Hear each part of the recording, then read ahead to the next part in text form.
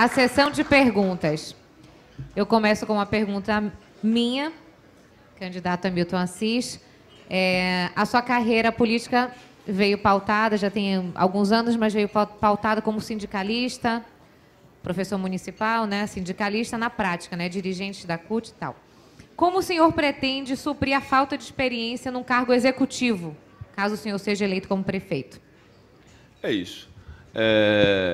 Eu queria dizer aqui que pouco de vocês saibam, ou alguns saibam, mas não é interessante divulgar, mas eu fui candidato a vice-presidente da República na chapa do Dr. Plínio Arruda Sampaio pelo PSOL em 2010.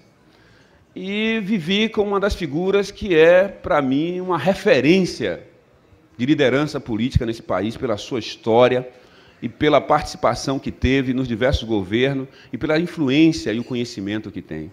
Uma sabedoria extraordinária, e pude aprender muito com esse senhor.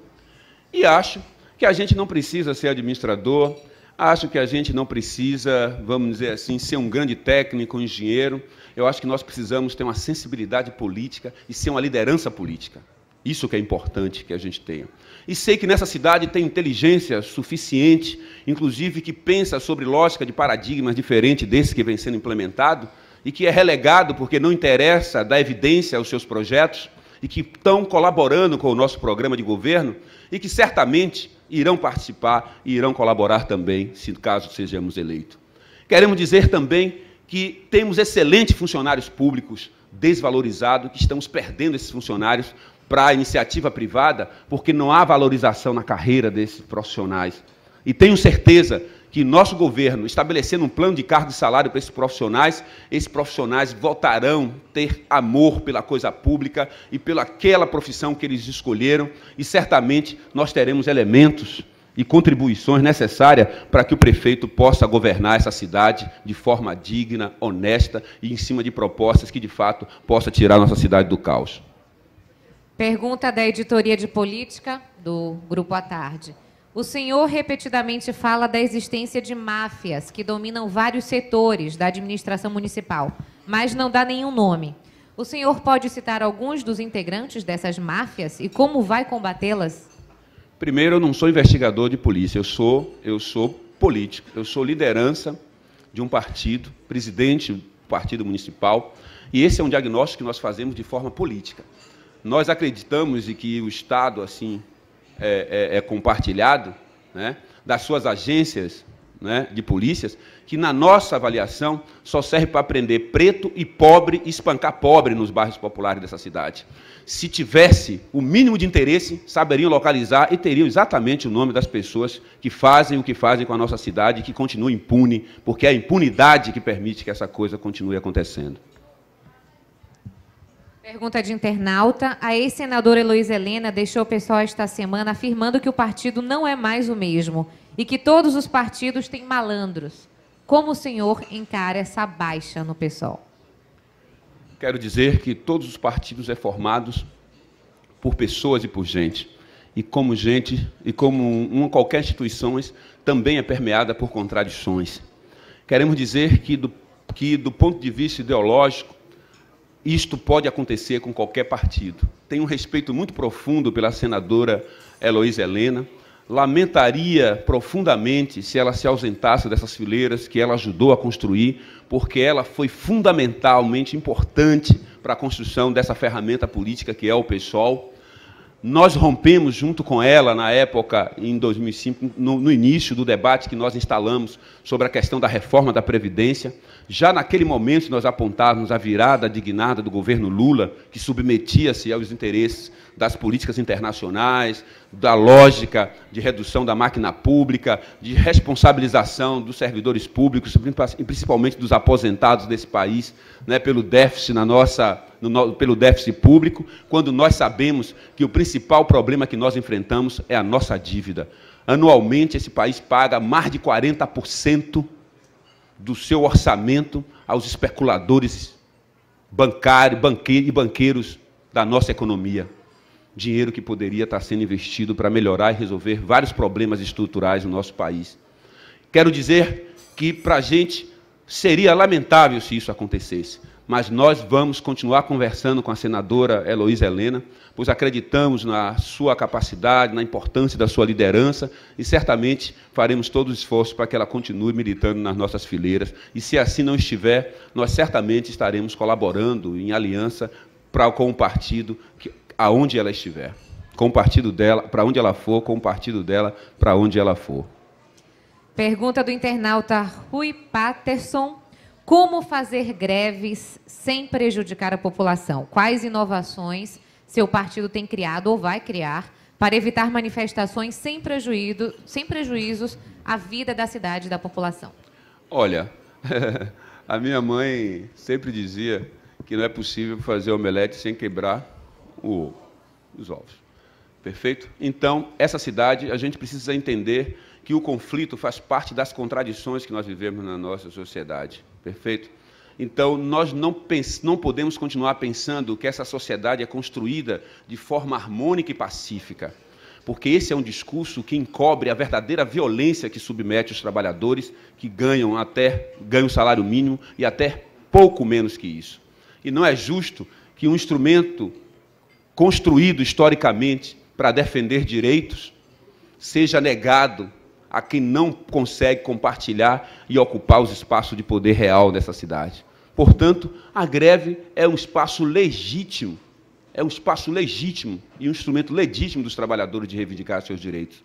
E quero dizer que, inclusive, na greve dos professores, dos 115 dias, sobre responsabilidade do Estado, que não teve a benevolência nem a transparência necessária para fazer esse debate com os trabalhadores, porque os trabalhadores, principalmente os professores, eles não são irracionais. Eles sabem lidar com coisas objetivas e aprenderam para isso.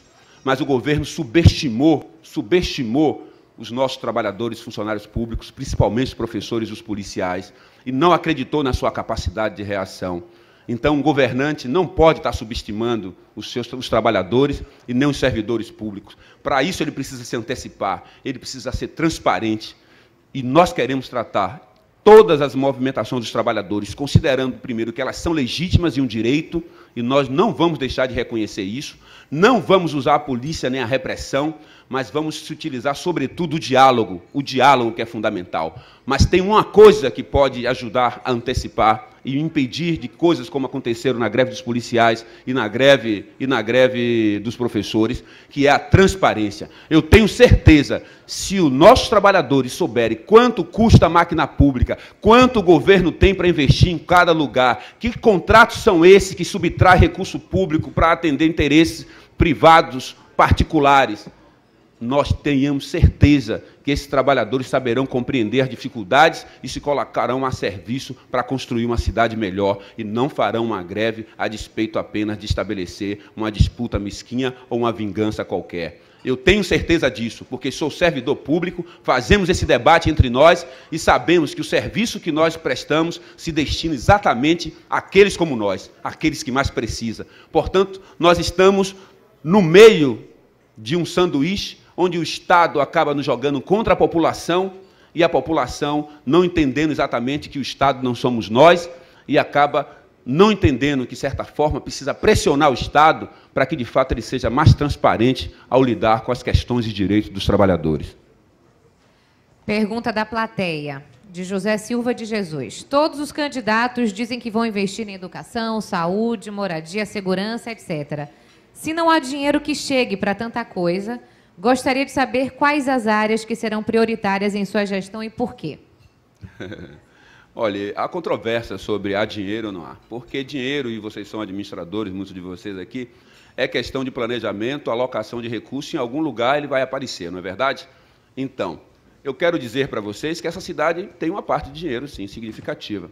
Uma delas, nós fizemos em renúncia fiscal para a especulação imobiliária, que pode chegar a mais de R$1 bilhão com o uso de transcons, quando nós deveríamos utilizar a ortoga onerosa. É um instrumento que é contrapartida para quem ganha dinheiro nessa cidade, para que a gente possa fazer as obras de infraestrutura necessárias para melhorar a qualidade de vida do nosso povo. Mas isso não entrou nos cofres da prefeitura.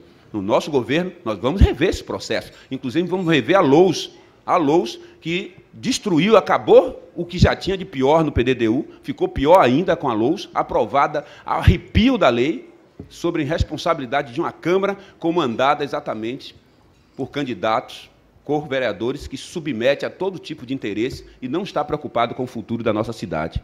Essa cidade tem uma dívida ativa de 3 bilhões, que era 3 bilhões de reais, e que no governo João Henrique já chega a 9 bilhões de reais. Nós podemos fazer uma negociação e ter algumas contrapartidas. Se nós conseguirmos recuperar aí pelo menos 1 bilhão a cada 2 anos de gestão, nós podemos fazer obras fabulosas nessa cidade. Vocês sabiam disso, e todos vocês sabem disso. Portanto, nós precisamos parar. Nós precisamos também pensar numa coisa que é importante, de que quem ganha dinheiro nessa cidade, a gente não pode ter medo de dizer isso, precisa pagar um pouco mais. Porque quem mais paga impostos aqui, vocês sabem, vocês são comerciantes, é a classe trabalhadora, principalmente no seu consumo, quando consome os seus produtos. Por quê? Porque todos os impostos dessa cidade, que mais essa cidade arrecada, está embutida no preço dos produtos que nós consumimos. E dos impostos, chega até 45% da renda de um trabalhador que ganha até 2 salários mínimos. Todos nós sabemos disso aqui. Mas, no entanto, a elite insiste em dizer que não deve aumentar imposto nessa cidade. É impossível, nós temos que aplicar uma revisão tributária e pegar o imposto progressivo. Aí sim, vamos ter caixa nessa prefeitura para fazer obras necessárias para acabar com o medo que atinge todos vocês aqui, de que o nosso povo acabe fazendo uma tragédia nessa cidade, né, com o esganiçamento desse tecido social que nós estamos enfrentando, para que essa cidade não chegue à barbárie. Porque se continuarmos sobre essa lógica, dessa profunda desigualdade, essa cidade vai continuar dividida, mas sobre a barbárie completa, e nós sabemos disso, e não é isso que nós queremos. Nós queremos uma cidade que seja boa para todos. Então, nesse sentido, priorizar a educação é importante, mas é vergonhoso uma cidade que gasta mais com a coleta do lixo do que com a educação. É vergonhoso isso. Enquanto Salvador paga 270 bilhões por ano para a coleta de lixo que não existe, que é mal feita nessa cidade, nós gastamos apenas 260 bilhões com a educação. Então, há uma inversão completa das prioridades e dos investimentos que a cidade pode ter. Então, nós vamos fazer inversão de prioridade, nós vamos rever esses contratos, e quase todos eles, inclusive os contratos de terceirização, porque aí vai sobrar dinheiro em caixa e nós vamos poder investir nas coisas que é fundamental para o desenvolvimento da nossa cidade.